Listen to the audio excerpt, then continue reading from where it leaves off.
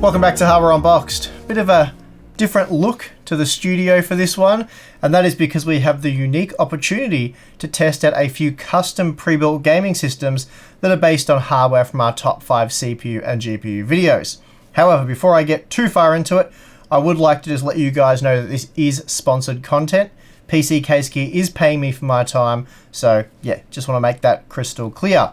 Having said that, if I didn't honestly believe their service to be one of the absolute best available for Australians, I wouldn't be promoting them on the channel. Now, this opportunity came about when PC Case Gear reached out and asked us if we'd like to work with them to create a few Hardware Unboxed certified computers. And well, that sounded like a whole lot of fun, and I just couldn't resist the temptation to, make a few computers that you guys could purchase if you weren't able to or didn't want to build your own. And for those of you unaware, we have worked with PC Case Gear quite a bit, so we have a bit of history with them. They've become really good friends of the channel. I think that's one way of putting it. They've supported us quite a bit with our various ideas. One that comes to mind was we asked them if we could borrow about a dozen Core i7 8700K processors, and to my surprise, they agreed. So that allowed us to do an interesting overclocking investigation, and that was very much appreciated. And quite a few of our Patreon members and other viewers have bought and dealt with PC Case Gear quite a bit, and they've got a really good reputation. So yeah, we're very happy to work with them to create some really cool pre-built gaming systems. This also isn't my first time dealing with a pre-built system from PC Case Gear. I checked out a system last year and I was really impressed with the presentation, from the packaging when it arrived to taking it all out. It was really well packaged, transported really nicely, then cable management and everything was excellent. And of course, all I had to do was plug everything in, hit the power button, and it booted straight into Windows. So really nice experience that, and I've recommended them to a few friends. 2 friends have actually bought pre-built systems from them since then, and they've been really impressed with the quality.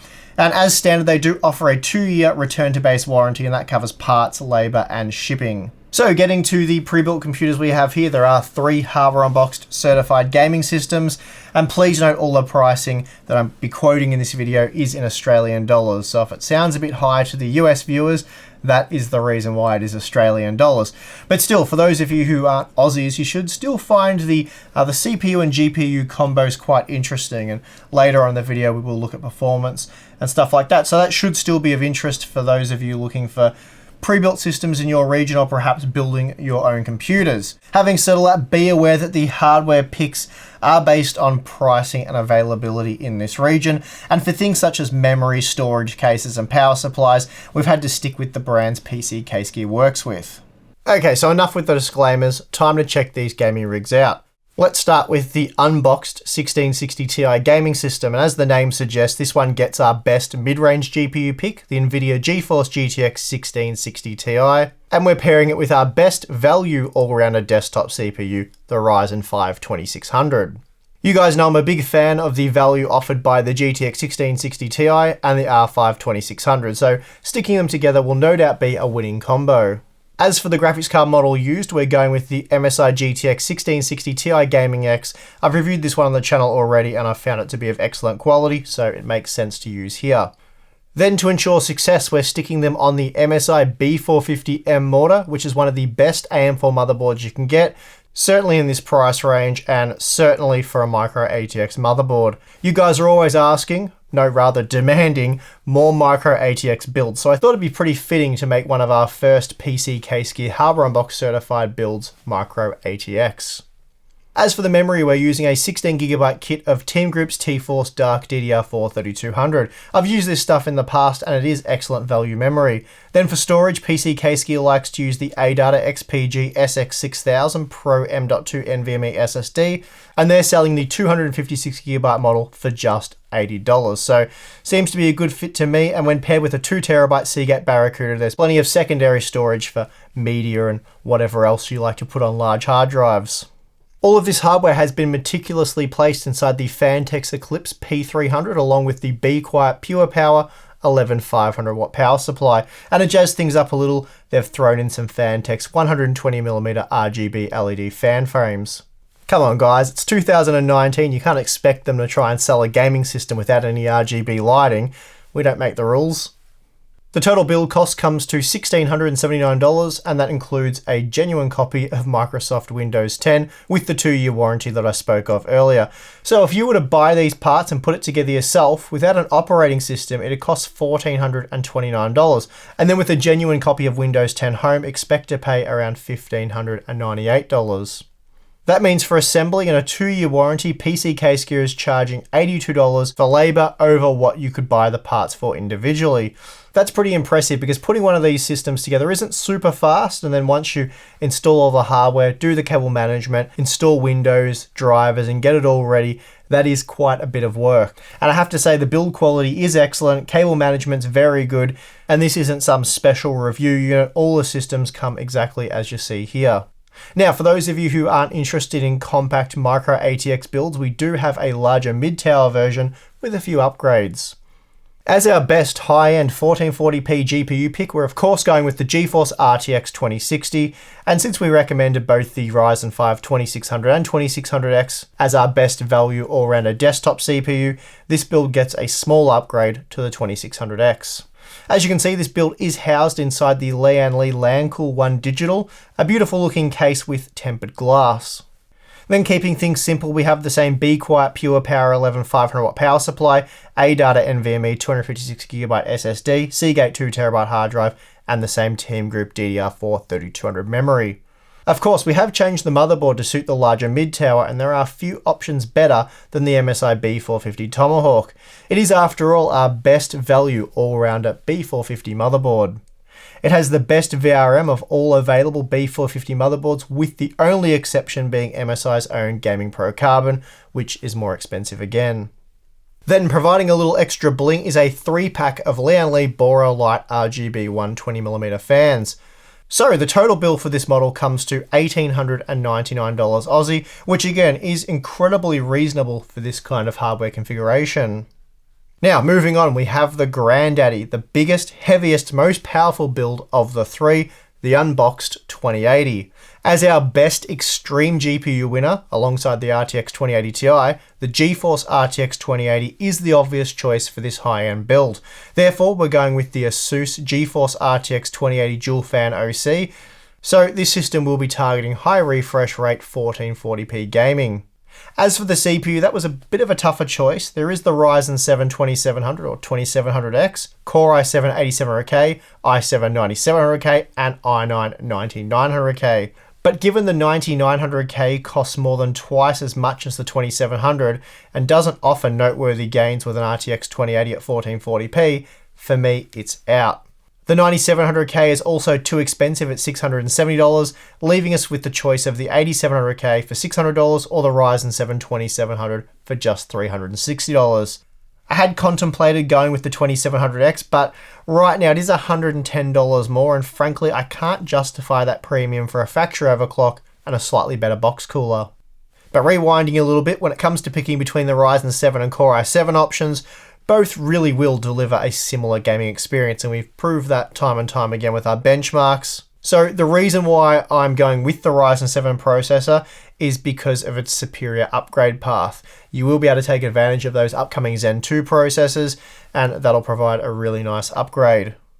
So for me, I feel more comfortable recommending Ryzen at this price point, especially for this kind of build. Also, once you factor in the cost of a decent cooler, it pushes the total build cost well over $3,000 Aussie if you were to go with the Core i7 processor. Now, housing this high-end build is the impressive looking Fantex Eclipse P600X, which can be quickly configured to either maximize airflow or minimize operating volume. There's a large insert in the front of the case, which when removed reveals a mesh panel that allows the front-mounted case fans to gulp air. Then adding a bit of bling once again, we have some RGB accessories. This time we've included two 40cm Fantex digital RGB LED light strips, along with a Fantex Halo's 140mm RGB LED fan frame. And that's been installed in the rear. Oh, and just to cap it all off nicely, we have some Team Group T-Force Nighthawk DDR4 3200 RGB memory, because, well, why not? The storage has also been upgraded to the Samsung 970 EVO Plus NVMe SSD, and we're using the 500GB version, while the Seagate Barracuda 2TB has once again been used for the secondary storage. We're also again using the Be Quiet Pure Power 11, though this time it has been upgraded to the 600 watt model to handle the added load. So to purchase this rig, you'll need 2,899 Australian dollars. That's $1,000 more than the Ryzen 5 2600X/GeForce RTX 2060 version, but it will enable considerably higher frame rates at 1440p.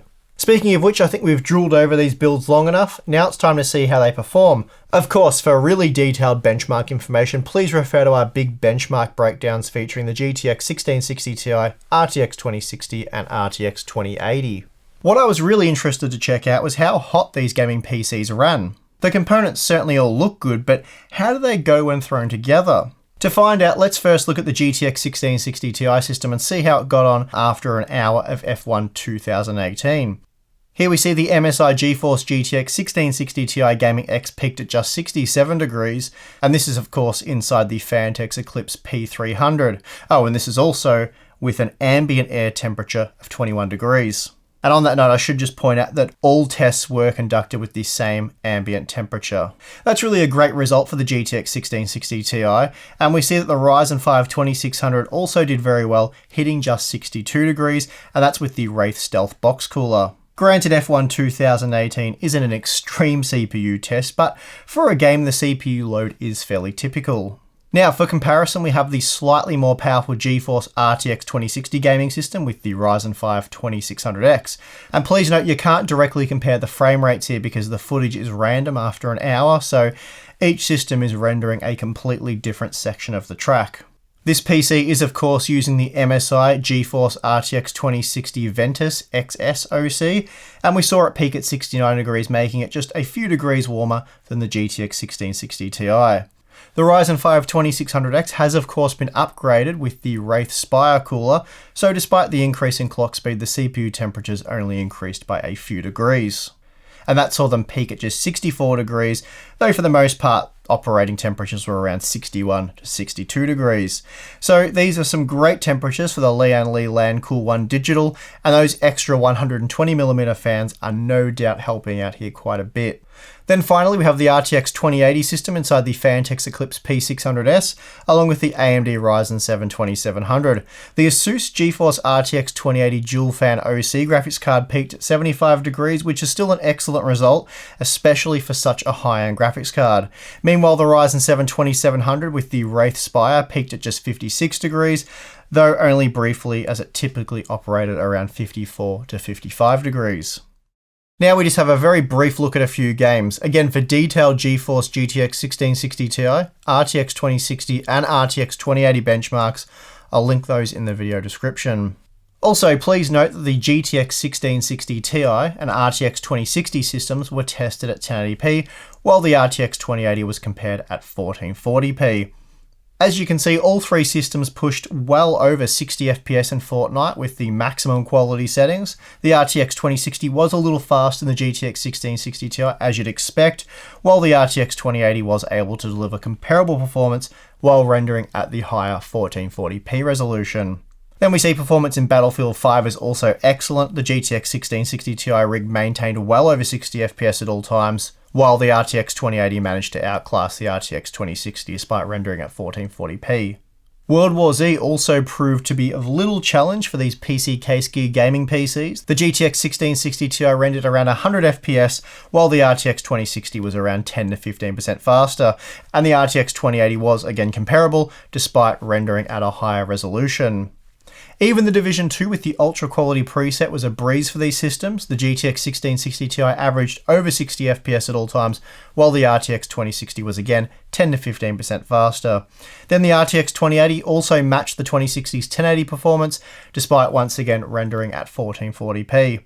Much the same was seen when testing with Far Cry New Dawn, so again, all three PCs delivered excellent performance. Oh, and there's one last test I'd like to do, and that's operating volume, but you'll probably need some headphones for this one.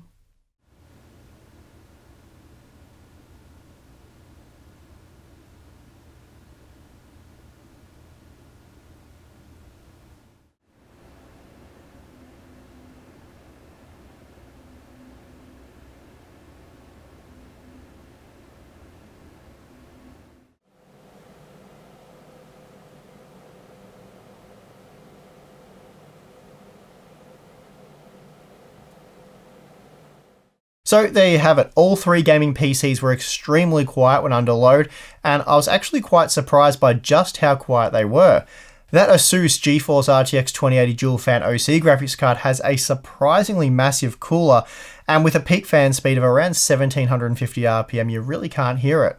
The MSI GeForce RTX 2060 Ventus XS OC, that was a little more noticeable, but in that system it was the Lian Li Bora Light RGB fans that made the most noise. I'm not quite sure if there was something a little bit wrong with these fans, because it wasn't the air movement that was causing the noise, it was more of an electrical noise. They'd hum for about 5 seconds, then they'd fall silent for a second, and then they'd repeat over and over again. Quite odd, that one. I'll have to talk to the guys at PC Case Gear about this issue to see if it was just these fans, or perhaps we need to switch to a different 3-pack of fans. Still, it's certainly not a deal breaker, and as you saw, all three systems did run exceptionally well. The GeForce GTX 1660 Ti proved once again why it's a favourite of mine. It's really a great value option. Then for some serious 1440p gaming, you really can't go past the RTX 2080, and of course, if you wanted, that card will also work at 4K. As for the Ryzen 5 and Ryzen 7 processors, well, they performed very well and proved once again why they're such great value processors. I didn't delve into any ray tracing or DLSS demonstrations in this video. Naturally, all three systems support these features, so if you're interested in performance, please check out Tim's work.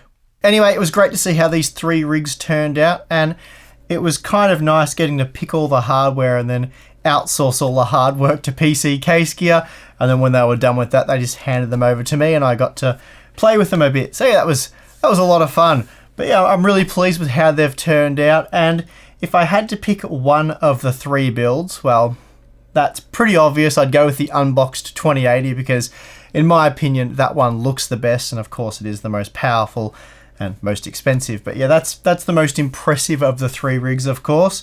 But if I had to pick one of them that, well, I was purchasing with my own money, and I wasn't I didn't have a huge budget, let's say. I wasn't super keen to part with a large sum of money. Then I think the Unboxed 1660 Ti would probably be my number one choice, because the value for money there is just amazing. And yeah, quite incredible what you get with this system for well under $2,000 Aussie. And that is going to do it for this one.